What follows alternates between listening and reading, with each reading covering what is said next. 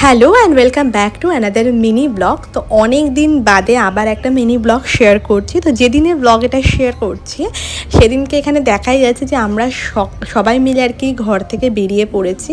কোথায় যাচ্ছি কী যাচ্ছি সেটা ক্রমশ প্রকাশ্য।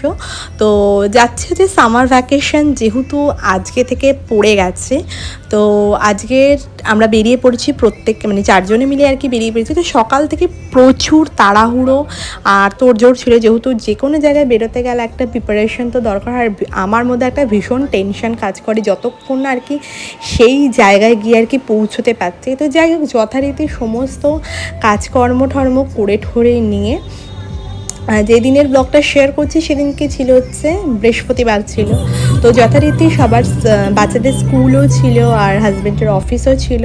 তো ও অফিস করে নিয়ে এসছে আর কি, আর বাচ্চারা স্কুল টুল করে ঠোরে দেন ওদেরকে ওর বাবাই নিয়ে এসে এবার আমরা মোটামুটি দুপুরের খাওয়া দাওয়া সেরে এবং ট্রেনে জার্নিতে কী খাবো না খাবো সমস্ত কিছু প্রিপারেশন করে ঠোরে নিয়ে আমরা আর কি বেরিয়েছি।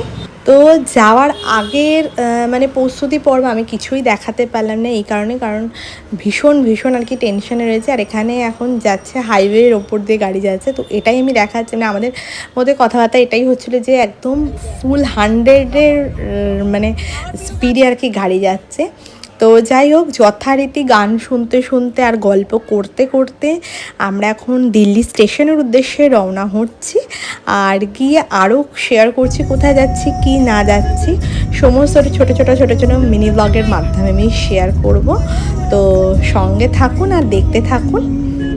আর অবশ্যই মিনি ব্লগটা কেমন লাগলো অবশ্যই জানাতে ভুলবেন না। তো চলুন সাথে থাকুন।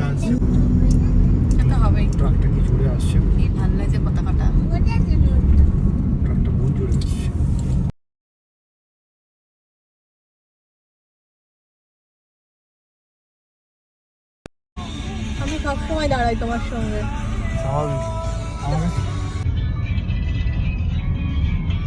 ছোট একটা ব্যাগ নিতে পারছি, নেট দীঘায় সুবিধা হতো। ওখানে আছে। তুমি কি ভাবো কি আমাকে? আর তোমার তো ওখানেও আলমারি পুরো ভর্তি, আলমারি হয়তো উপরে বাঙ্কু ভর্তি। হাই, তুমি চুপ করো তো। মনে হয় গো, হ্যাঁ তোমাকে কি মনে হয় না? মেয়েকে দেখে মনে হয়